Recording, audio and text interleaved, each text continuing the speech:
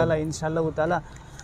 अल्लाह करे बज़्म सुखन का ये सिलसिला दराज हो और हम चाहते हैं कि मौज़ूआत पे बात हो ताकि ज़ुल्फ़िकार साहब, मैं एक बात कहना चाहूँगा कि आपका और आपकी टीम का निहायत शुक्रिया कि आपके तवस्सुत से अब जो शऊर मैं देख रहा हूँ लोगों में, और ख़ास तौर पर लिखने वाले जो शुअरा हज़रात हैं, आपके तवस्सुत से और आपकी टीम के तवस्सुत से, और कुछ हमारे और भी खल्क़े हैं इनके तवस्सुत से, नए लिखने वाले लड़के जो है वो सोचने की तरफ आए हैं और फ़न को मयारी फ़न बनाने की तरफ आए हैं। और बल्कि यूँ कह लें कि एक शऊरी कोशिश यूँ भी शुरू हो गई है कि यहाँ के हमारे उदबा और हमारे शोरा पाकिस्तान या आप कह लें इंटरनेशनल सतह पर इंशाअल्लाह बहुत जल्द जो है वो नमदार होंगे। बिल्कुल इंशाअल्लाह। तो बहुत शुक्रिया हुज़ूर। असल में बात ये कि हम परवरिश लोहो कलम करते रहेंगे,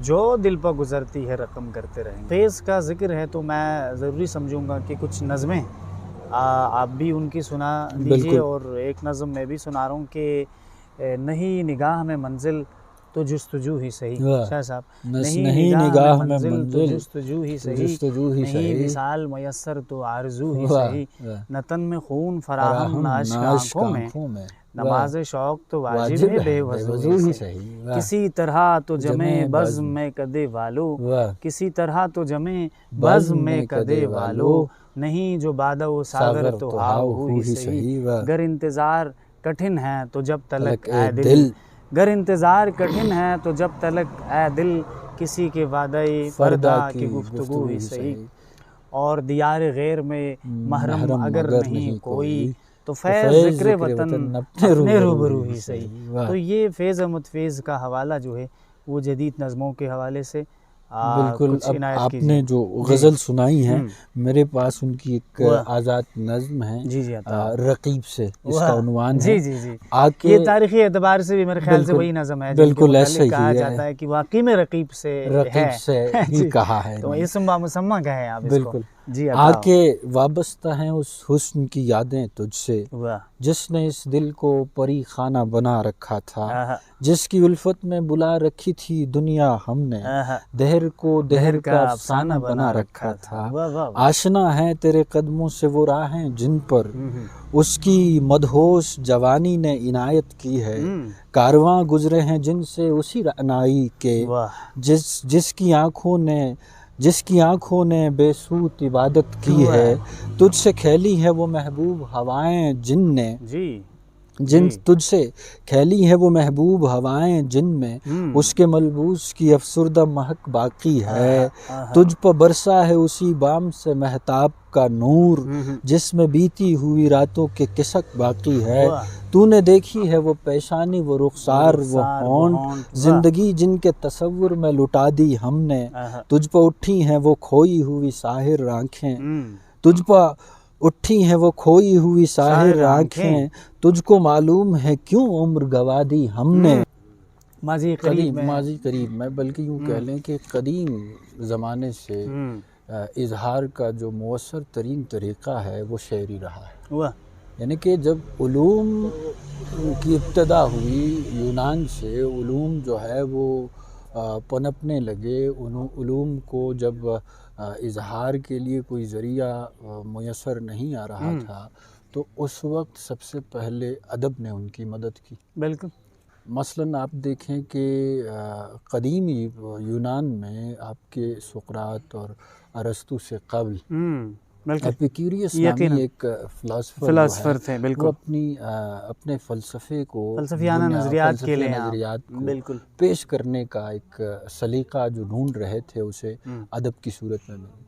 और आज भी अंग्रेज़ी अदब में एपिक्यूरियस की नज़में पढ़ाई जाती हैं। बिल्कुल। ये आप कदीम यूरोप की ये आप देखें तो क़ब्ल मसीह 337 तक, क़ब्ल मसीह तक तो सुक़रात और अरस्तु थे, अरस्तु, अफ़लातून, सुक़रात, इनसे बहुत पहले एपिक्यूरियस जो है वो अपने इजहार के लिए शायरी के लुभादे में या शायरी ही के पैराहन में शेर कह रहे, पैगाम दे रहे हैं, बिल्कुल ऐसे नज़रियात को पेश कर रहे हैं। वाकई में। तो तो ये- आपको जी, इसकी कदामत का अंदाज़ा इस बात से लगाया जा सकता है। तो शाह साहब किसी भी खित्ते का जो अदबी सरमाया है उसके लिए यकीनी बात है वहाँ मौजूद जो है जो अफसानवी अदब है, ख़ास तौर पे लोक रिवायतें हैं, उससे भी अंदाज़ा लगाया जा सकता है। लेकिन उर्दू अदब की दुनिया में हम देखते आ रहे हैं कि मुक़द्दिमा शेर व शायरी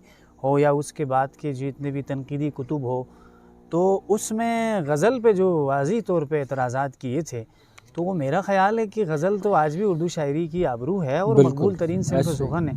तो हाल ही का जो मसला यूँ था कि उन्होंने कहा यार अब जो है हाल ही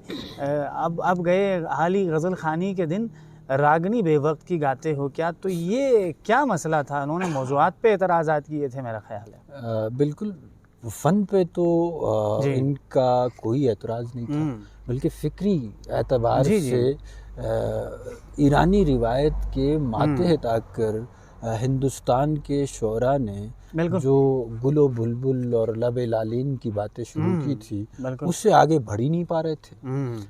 इससे आगे बढ़ाने के लिए फिर हाल ही ने ये कदम उठाया, तो उनके साथ जुड़कर और लोगों ने और भी लोग हैं बिल्कुल यकीनी इस मामले को आगे बढ़ाया। तो कहने का मतलब यह है कि जब तक आप किसी रिवायत से जुड़कर शेर कह रहे होंगे जो रिवायत आपकी नहीं है, या वो उस तहजीब से जुड़कर आप बात कर रहे होंगे जो तहजीब आपकी अपनी नहीं है, या वो जो सकाफ़त जो आपकी सकाफ़त आपकी नहीं है उस सकाफ़त से जुड़ के बात करेंगे, तो उसमें मेरे ख़्याल से झूठ ज़्यादा और सच कम नज़र आएंगे, क्योंकि वो इजहार आपका नहीं है, वो इजहार के ज़रिए आपके नहीं है, तो फिर आप बेहतर इजहार नहीं कर सकेंगे। इसलिए आपको अपनी सकाफ़त से जुड़कर इजहार की तरफ आना चाहिए। खैर, गज़ल जो जिस तरह से गज़ल ने सफ़र किया, सफ़र जो उसका था वो एक बेहतर तरीके से रहा।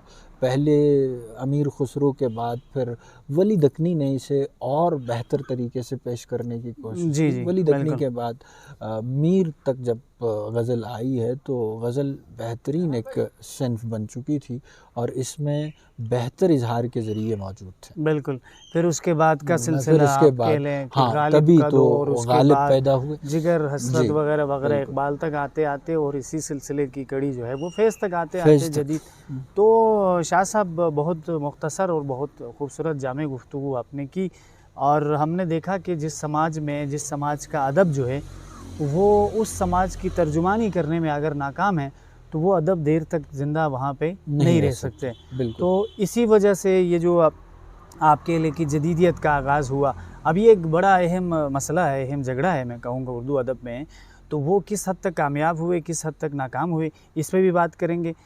तो इससे कबल मैं ये बात करूँगा कि अंजुमन मतालिब मुफीदा के नाम से आपके यहाँ जो अंजुमन पंजाब की जो तहरीक चली, उसमें इन्होंने एक शऊरी तौर पे कोशिश की कि भाई अब हमारे यहाँ नज़मों का रिवाज होना चाहिए। तो ये सिलसिला गालिब के यहाँ से जुड़ा हुआ तो नहीं है मौज़ूआत के एतबार से, मैं कह रहा हूँ नज़म के एतबार से नहीं, बल्कि तो मौज़ूआत के एतबार से ये गालिब से ही जुड़ी बात है। जब सर सैयद उनके पास आता है तो गालिब कहता है कि मियाँ आसार उस सनादीत लेकर तशरीफ़ लाते हैं, तो कहते हैं मियाँ आसान लिखने की कोशिश करो ताकि आम लोग भी तुम्हारी गुफ्तगू को समझ सके। ये उस वक्त तो सर सैयद नहीं समझे, लेकिन बात में समझ भी गया और इंशाइये और मजमून जो क्या है जी वही आखिर को ठहरा फन हमारा। तो आप सर सैयद की पूरी ज़िंदगी देख लीजिए कि भाई उसका मंबा वही गुफ्तगू है, पैगाम से भरपूर होनी चाहिए, सादगी हो और ये सारी चीज़ें। तो इस सिलसिले में हैयतों पे ज़रा मुख्तसर बात करते हैं कि जो हैयतें मुस्तार हैयतें वो हमारे यहाँ कामयाब नहीं हुए, तो क्या वजूहात हो सकते हैं? आप हाइको की बात कर ले, सोनेट की बात कर ले। इस हवाले से जो पहले मैंने बात की थी वो ज़्यादा मौसर रहेगा, क्योंकि ये जुड़ी हुई बात तहजीब से जुड़ी हुई बात है। जब तक तहजीब से नहीं जुड़ेगी, आपकी सकाफ़त से नहीं जुड़ेगी, तो वो कोई अदब हो, कोई साइंसी मामला हो, इंसानियत या इंसान के फ़िक्र से न जुड़े या नफ्सियात से न जुड़े, तो उसका उस इलाके में राइज होना, उस असर खित्ते रसूख में कह लें राइज आप, होना, जी, ये असर नामुमकिन रसूख बात है। बिल्कुल नामुमकिन बात है। नामुमकिन बात है, तो बिल्कुल। जब हाइको जो है वो यहाँ आई हैं, तो हाइको से पहले हमारे यहाँ मुसल्लस मौजूद है। बिल्कुल मुसल्लस में वो सारा मामला किया जा रहा है। किया इसके जा रहा है। अलावा हमारे यहाँ रुबाई है, 4 मिसरों की नज़्म है, मौजूद बिल्कुल है।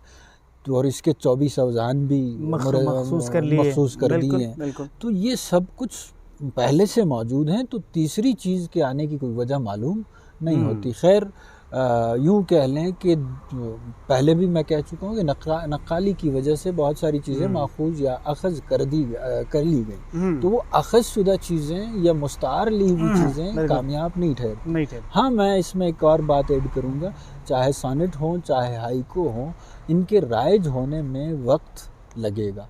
यानी कि अब हाँ, वक्त भी लगेंगे और साथ साथ उनमें तब्दीलियाँ भी आएंगी, जो वाक़ईतन आपके जापान में हाइको लिखी जा रही है, वो हाइको नहीं रहेगी, बल्कि यहाँ पर हाइको की एक और हैसियत या एक और शक्ल, नोयत जो है मुख्तलिफ होगी। ये तारीख़ के या ज़माने के गुज़रने के साथ साथ ऐसा मुमकिन है। बिल्कुल। तो नाज़रीन किराम, स्कैबदू टीवी का मुस्तकिल अदबी सिलसिला बज़्म सुखन आप इस वक्त देख रहे हैं, और ये हमारी एक शऊरी कोशिश है आपके लिए कि हम चाह रहे कि ख़ित्ते के अदब और ख़ास तौर पे उर्दू, आलमी तौर पे उर्दू के हवाले से जो मौज़ूआत पनप रहे हैं उस पर मुख्तसरन गुफ्तगू हो।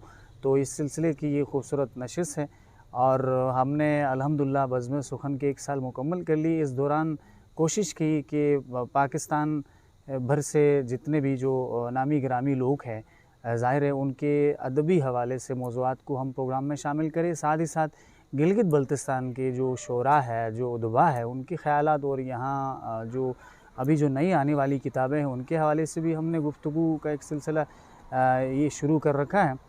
और हम अभी जो बात कर रहे हैं जदीद अदब के हवाले से, जदीद नज़्म निगारी के हवाले से, तो ये नून मीम राशिद हो गया, मीरा जी हो गई, एक सिलसिले की कड़ी है।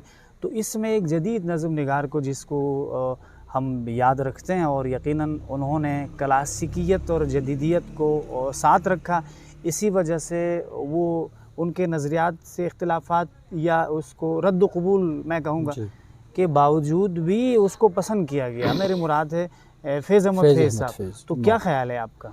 बिल्कुल, फैज़ अहमद फैज़ एक हमा रंग शख्सियत है, उनमें बू कलमूनी पाई जाती है। और फैज़ अहमद फैज़ जब तक वतन में रहे, ज़िंदान में रहे या जिला वतन रहे, वो लिखते रहे। एक बेहतर आर्टिस्ट या एक बेहतरीन अदीब की ख़ासियत ही यह है कि जब वो मुश्किल में हो, जब वो तकलीफ़ में हो, तब लिखता है। और फिर रिवायत से जुड़कर बात करना, ये बहुत अच्छी बात होगी। ये बहुत अच्छी बात कि बंदा अचानक कोई नई चीज़ या नई कोई तरह ईजाद करे और उसमें बात करे। इससे बेहतर ये है कि वो आप अपनी क्लासिकी बुनियादों से जुड़कर फिर बात करें। तो जैसे आपने कहा, वो देरपा हों, क्योंकि आपके लोग उस रिवायत और उस बुनियाद से वाकिफ़ हैं, तभी जाके आपकी बात जो है वो मुवस्सर ठहरेगी, लोगों तक जल्दी इसकी तरसील होगी, जल्द अज जल्द लोग जो है वो इससे मुतासिर होंगे। और ये बेहतरीन अदब, और एक इनकलाबी शायर के लिए, जो शायर इनकलाब हैं, उसके लिए ये इंतहाई ज़रूरी है। ये अच्छी बात की आपने कि वो आप रिवायत को जोड़ के और आम लोगों के मिजाज के मुताबिक बात करें, क्योंकि आपका मतमाए नज़र पैगाम पहुंचाना है। बिल्कुल, आप इस शेर को देखिए कि गुलों में रंग भरे बादनो बहार चले, चले भी आओ कि गुलशन का कारोबार चले, जो हम पे गुजरी सो गुजरी मगर शबे हिजरा, हमारे अश्क तेरी आक़िबत सवार चले। और क्या था कि मकाम फैज़ कोई राह में जचा ही नहीं, जो कुए यार से निकले तो सूएदार चले। तो ये कैफियत आप देखें इस शेर में। पहले शेर की मैं अगर बात करूं तो गुलों में रंग भरे बादनो बहार चले, ये आपके हिंदुस्तान ही की रिवायत है, क्योंकि हिंदुस्तान एक एग्रीकल्चरल या एग्रीकल्चर के हवाले से रिच जाना जाता है, रिच है, जाना जाता है। ऐसा ही है। तो हिंदुस्तान में गुलों की बात मुमकिन है, हिंदुस्तान में गंदम की बात मुमकिन है जी। हिंदुस्तान में आमों की बात मुमकिन है। तो जब ये बातें होती और होली हैं, दिवाली की होली बात भी दिवाली मुमकिन की है। बातें मुमकिन है, बिल्कुल। क्योंकि हमारी रिवायत एग्रीकल्चर से हैं, ज़राअत से हैं, और तो मजहबी ज़राअत से रसूमात से जुड़कर, होंगे। मजहबी बिल्कुल। रसूमात से हैं, इनसे जुड़कर जब बात होती है हम्म। तो वो लोगों की समझ में जल्दी आ जाती है। वाह वाह, बहुत अच्छी बात की। और हम ये समझते हैं कि बनती नहीं है बादो सागर कहे बगैर। तो मैंने देखा कि क्लासिकियत, जदीदियत, पैगाम और ये सारी चीज़ें एक साथ लेके जा रहे हैं, तो ये बहुत अच्छी बात है। बहुत अच्छी। और इसी वजह से चाहे इनके नज़रियात बदनाम सही लेकिन फेज़ मकबूल हैं। बिल्कुल हैं जी। ऐसा ही। तो खैर एक नज़म और कि फिर कोई आया दिलेज़ार नहीं कोई नहीं, वाह। राह रो होगा कहीं और चला जाएगा। ढल चुकी रात बिखरने लगा तारों का गुबार, लड़खड़ाने लगे ईवानों में खाबीदा चराग, धुंधला दिए कदमों के सुराग, गुल करो शम्मे बढ़ा दो मऊ मीना ओ आयाग, अब यहाँ कोई नहीं आएगा।